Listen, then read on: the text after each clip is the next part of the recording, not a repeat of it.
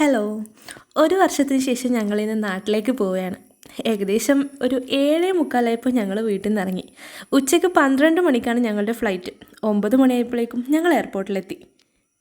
ഗാന to Ethiopia, Ethiopia to Bombay, പിന്നെ അവിടുന്ന് മാംഗ്ലൂർ എയർപോർട്ടിലേക്ക് ഏട്ടൻ്റെ പാരൻസാണ് ഞങ്ങളെ പിക്ക് ചെയ്യാൻ വരുന്നത്. ഞാൻ നല്ല ടെൻഷനിലാണ് ഇപ്രാവശ്യം നാട്ടിലേക്ക് പോകുന്നത്. ആ ഓടിക്കളിക്കുന്ന എൻ്റെ സ്വന്തം പ്രൊഡക്ഷനെ എങ്ങനെ മാനേജ് ചെയ്യണമെന്ന് എനിക്ക് ഒരു ഐഡിയ ഇല്ല. ഏട്ടൻ ലഗേജൊക്കെ വെയിറ്റ് ചെക്ക് ചെയ്ത് കയറ്റി വിടുന്ന തിരക്കിലായിരുന്നു. അതിനു ആണെങ്കിൽ ഞാൻ പ്രതീക്ഷിച്ചതുപോലെയേ അല്ലായിരുന്നു. എൻ്റെ പ്രതീക്ഷകൾക്ക് അപ്പുറത്തായിരുന്നു അതിനുവിൻ്റെ അഭ്യാസം. എയർപോർട്ട് മൊത്തം മൂപ്പര് ഓടി അളന്നുകൊണ്ടിരിക്കുകയാണ്. ഞാനും ഏട്ടനും മാറി മാറി അവൻ്റെ പിന്നാലെ ഓടി. രാവിലെ നേരത്തെ ഇറങ്ങിയതുകൊണ്ട് ബ്രേക്ക്ഫാസ്റ്റ് ഒന്നും കാര്യമായിട്ട് കഴിച്ചില്ല. അതുകൊണ്ട് ഞങ്ങൾ രണ്ടുപേരും ഓരോ കോഫി കുടിച്ച് അവിടെയായിരുന്നു. അതിനുവിന് ഒരു ബിസ്ക്കറ്റും വാങ്ങിക്കൊടുത്തു. ഈ ഒരു ഗ്ലാസ് വിൻഡോയിലൂടെ പുറത്തേക്ക് നോക്കുമ്പോൾ 2-3 ഫ്ലൈറ്റൊക്കെ കാണാമായിരുന്നു. മൂപ്പരപ്പോൾ ചെറുതായൊന്ന് അടങ്ങി. ബിസ്ക്കറ്റൊക്കെ കഴിച്ച് എൻ്റെ കയ്യിൽ നിന്ന് 2 സിപ്പ് കോഫിയൊക്കെ എടുത്തിരിക്കുമ്പോഴേക്കും ഞങ്ങൾക്ക് പോകാനുള്ള ഫ്ലൈറ്റ് വന്നു. ആ വരവ് കാണുമ്പോഴേ എനിക്ക് പകുതി സമാധാനമായി. അതിനകത്ത് കയറിയാലെങ്കിലും ഒന്ന് അടങ്ങിയിരിക്കുമല്ലോ. ഓടിക്കളിക്കാൻ അതിനകത്ത് സ്പേസ് ഒന്നും ഇല്ലാത്തതുകൊണ്ട് വേറെ വഴിയില്ല.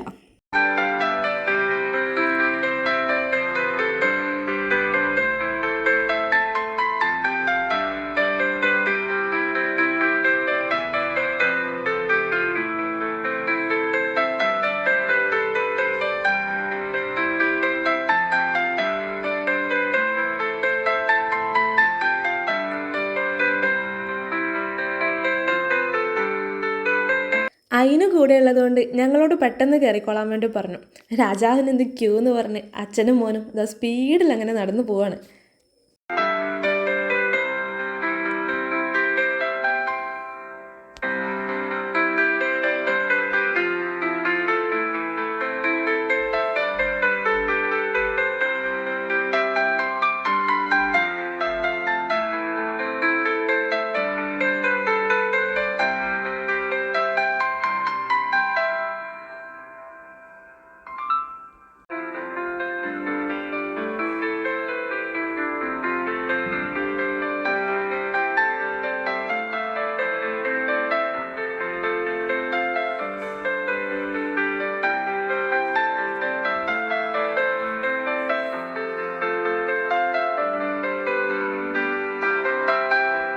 ഹാൻഡ് ബാഗ്സ് എല്ലാം ലഗേജ് സ്പേസിൽ വെച്ച് ഞങ്ങൾ സെറ്റായി.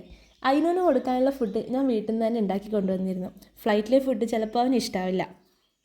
ഫുഡ് കൊടുത്തുകൊണ്ടിരിക്കുമ്പോഴാണ് എയർ ഹോസ്റ്റസ് അവനൊരു കിറ്റ് കൊണ്ടു കൊടുത്തത്. കുറച്ച് toys, colour pencils, colouring book, പിന്നെ ഒരു പസിൽ. ഇത്രയായിരുന്നു അതിനകത്ത്. അത് ശരിക്കും ഭയങ്കര ഹെൽപ്ഫുള്ളായിരുന്നു. അതിൽ ഓരോ സാധനങ്ങളും കണ്ട എക്സൈറ്റ്മെൻറ്റ് തീരുമ്പോഴേക്കും ഞാൻ അവന് ഫുഡ് കൊടുത്തു കഴിഞ്ഞിരുന്നു. പേപ്പറിനകത്ത് കളറിങ്ങൊക്കെ മടുത്തപ്പോൾ മൂപ്പര് വിമാനത്തിനകത്ത് പെയിൻ്റ് അടിക്കാൻ തുടങ്ങി. അതുകൊണ്ട് മെല്ലെ ഞാൻ ആ കിറ്റ് വാങ്ങി വെച്ചു. അതിനൂനെ നൈസായിട്ട് ഉറക്കി ബാക്കിയുള്ള പേജസൊക്കെ ഞാനാണ് കളർ ചെയ്തത്. എന്തോ എനിക്കതൊക്കെ ഭയങ്കര ഇഷ്ടമാണ്. എൻ്റെ ഇഷ്ടമുള്ള ഒരുപാട് ഹോബീസിൽ ഒരെണ്ണമാണ് കളറിങ്ങും പെയിൻറ്റിങ്ങും ഒക്കെ.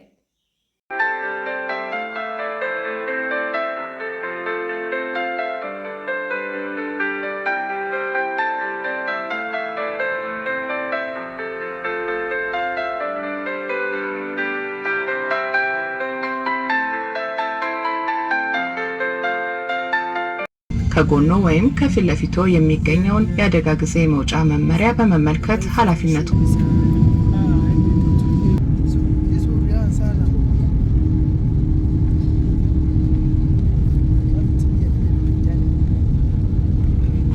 ഈ പറഞ്ഞതൊന്നും എനിക്ക് മനസ്സിലായിട്ടില്ലെങ്കിലും ടേക്ക് ഓഫിന് മുമ്പുള്ള അനൗൺസ്മെൻ്റ് ആണെന്നുള്ളത് മനസ്സിലായി. അങ്ങനെ ഒരു 1.5 മാസത്തേക്ക് ഞങ്ങൾ ഗാനയോട് ബൈ പറയാണ്.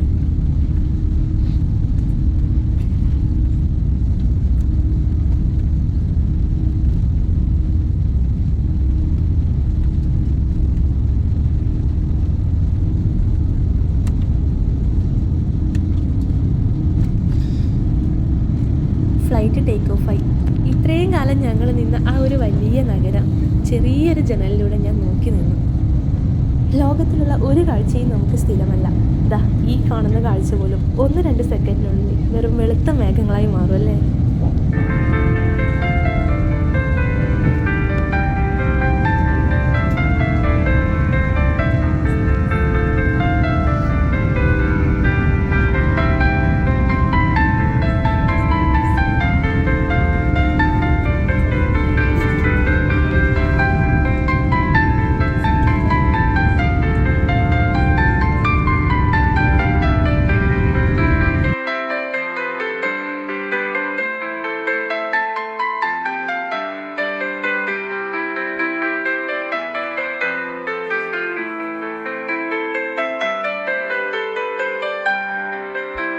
ഫ്ലൈറ്റിനകത്തത്തെ ബോറടി ചെറുതൊന്നുമല്ല.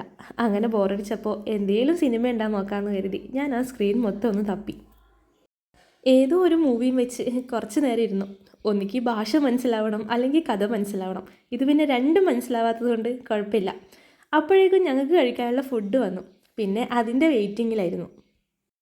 ഇത്രയായിരുന്നു ഞങ്ങൾക്ക് എത്യോപ്യയിലേക്കുള്ള ഫ്ലൈറ്റിൽ നിന്ന് കഴിക്കാൻ കിട്ടിയത്. ഞാൻ ചിക്കനാണ് ചൂസ് ചെയ്തത്, ഏട്ടൻ ബീഫും. സാധാരണ ഞാൻ എന്ത് ചൂസ് ചെയ്താലും അത് ടേസ്റ്റ് ഇല്ലാത്തതാണ് ഉണ്ടാവാറ്. ഇനി ഇത്തവണ എങ്ങനെയാണെന്ന് നോക്കാം. അധികം സ്പൈസി അല്ലാത്ത ഒരു ചിക്കൻ കറി, പിന്നെ കുറച്ച് റൈസ്, ഒരു ബ്രെഡ്, 2 പാക്കറ്റ് ബിസ്ക്കറ്റ്സ്, പിന്നെ നമ്മുടെ നാട്ടിൽ കിട്ടുന്ന ധാന്യങ്ങളൊക്കെ ഇല്ലേ, അതൊക്കെ മിക്സ് ചെയ്തതുപോലെയുള്ളൊരു ഡിഷ്. അതിൻ്റെ പേരെന്താണെന്നൊന്നും എനിക്കറിയില്ല. എന്തായാലും കഴിക്കാനും കൊള്ളൂലായിരുന്നു. ബിസ്ക്കറ്റ്സും ബ്രെഡൊന്നും ഞാൻ ഏട്ടനും കഴിച്ചില്ല. എങ്ങാനും അതിനും എണീറ്റ് വിശന്ന് കരയാണെങ്കിൽ അവന് കൊടുക്കാമെന്ന് വിചാരിച്ച് ഞങ്ങളത് മാറ്റി വെക്കുമായിരുന്നു. ഫുഡ് വലിയ കുഴപ്പമൊന്നും ഉണ്ടായിരുന്നില്ല. പിന്നെ ചേരയത്ത് നിന്ന് നാട്ടിലെത്തിയ നടുക്കഷ്ണം നോക്കി തിന്നണം എന്നല്ലേ, അക്കാര്യത്തിലല്ലെങ്കിലും നമ്മൾ മലയാളികൾ പൊളിയാണ്. ഫുഡ് അടിയൊക്കെ കഴിഞ്ഞ് കുറച്ച് നേരം കിടന്നുറങ്ങി. അപ്പോഴേക്കും ഞങ്ങൾ എത്യോപ്യയിൽ ലാൻഡ് ആവാറായി. രാത്രി ആയപ്പോഴാണ് ഞങ്ങൾ എത്യോപ്യയിൽ ലാൻഡ് ആവുന്നത്. രാത്രി കാലത്ത് ഫ്ലൈറ്റിൽ നിന്ന് താഴേക്ക് നോക്കിയാൽ കാണുന്ന ഒരു വ്യൂ ആണിത്. സമയം എത്രയായി എന്നൊന്നും വലിയ ഐഡിയ ഇല്ല. ഇവിടുന്ന് അടുത്ത ഫ്ലൈറ്റ് കയറാനുള്ള സമയം ഞങ്ങൾക്ക് വെറും 1 മണിക്കൂർ മാത്രമേ ഉണ്ടായിരുന്നുള്ളൂ. പെട്ടിയും കുട്ടിയെടുത്ത് ഫുഡ് പോലും കഴിക്കാതെ ഞങ്ങൾ ഓട്ടമായിരുന്നു. എങ്ങാനും മിസ്സായാലോ. അവിടെ എത്തിയപ്പോഴാണ് സന്തോഷ വാർത്ത ഞങ്ങൾ അറിഞ്ഞത്. ഫ്ലൈറ്റ് 2.5 മണിക്കൂർ ഡിലേ ആണ്. അടിപൊളി. എങ്ങനെയും വേഗം ഒന്ന് വീട് പിടിക്കാമെന്ന് വെച്ചാൽ അതും നടക്കില്ല. സമയം പാതിരാത്രി ആയിട്ടുണ്ട്. ഞങ്ങൾക്കാണെങ്കിൽ നല്ല വിശപ്പ്. അതിനും ആണെങ്കിൽ ഉറങ്ങിയിട്ടില്ല. പക്ഷെ ഞങ്ങൾക്ക് നല്ല ഉറക്കം വരുന്നുണ്ട്. പിന്നെ പ്രത്യേകിച്ച് പറയണ്ടല്ലോ, വീഡിയോ എടുക്കാനുള്ള മൂടൊക്കെ അതോടുകൂടി പോയി കിട്ടി. ഏതായാലും ഫ്ലൈറ്റ് ഡിലേ ആണല്ലോ, അതിനും ആണെങ്കിൽ ഉറങ്ങാനും പോകുന്നില്ല. അപ്പോൾ അവനൊരു സ്നാക്സൊക്കെ വാങ്ങിക്കൊടുത്ത് ഞങ്ങൾ അവിടെയൊക്കെ ഒന്ന് കറങ്ങി.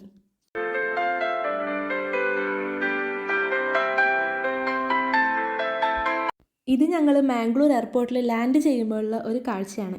ഞങ്ങൾ അവിടെ എത്തുമ്പോഴേക്കും ഞങ്ങളെ പിക്ക് ചെയ്യാൻ അച്ഛനും അമ്മയും അവിടെ വന്നിട്ടുണ്ടായിരുന്നു. 1 വയസ്സുള്ളപ്പോഴാണ് അതിനു ലാസ്റ്റ് അവരെ കണ്ടത്. പക്ഷേ ഒരു പരിചയക്കുറവും കൂടാതെ അവരെ കണ്ടപ്പോൾ മുതലേ അതിനും അവരുടെ കൂടെയായിരുന്നു. എയർപോർട്ടിൽ നിന്ന് ഞങ്ങളുടെ വീട്ടിലേക്ക് 3 മണിക്കൂറോളം യാത്രയുണ്ട്.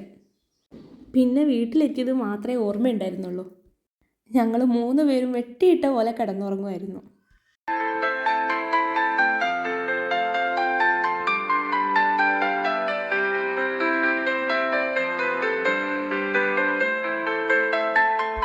പിറ്റേ ദിവസം രാവിലെ എണീറ്റ് ഞങ്ങൾ അമ്പലത്തിൽ പോയി.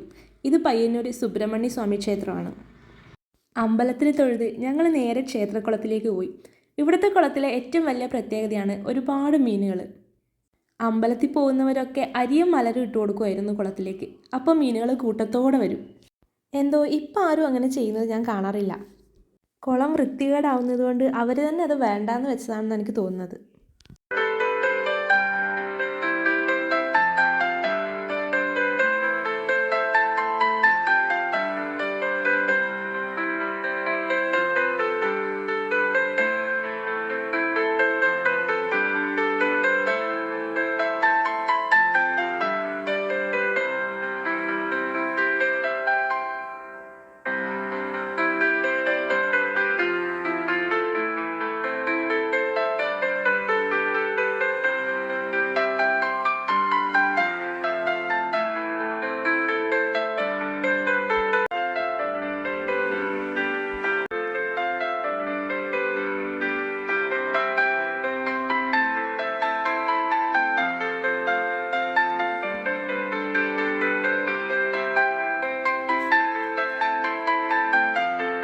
പയ്യന്നൂർ അമ്പലത്തിൽ തൊഴുത് ഞങ്ങളിവിടെ അടുത്ത് തന്നെയുള്ള തുളുവന്നൂർ മഹാവിഷ്ണു ക്ഷേത്രത്തിലേക്കാണ് പോകുന്നത്. അമ്പലത്തിലൊക്കെ പോയി തിരിച്ചു പോയി കഴിഞ്ഞ് എനിക്ക് വേറൊരു സ്ഥലം വരെ പോകാനുണ്ട്.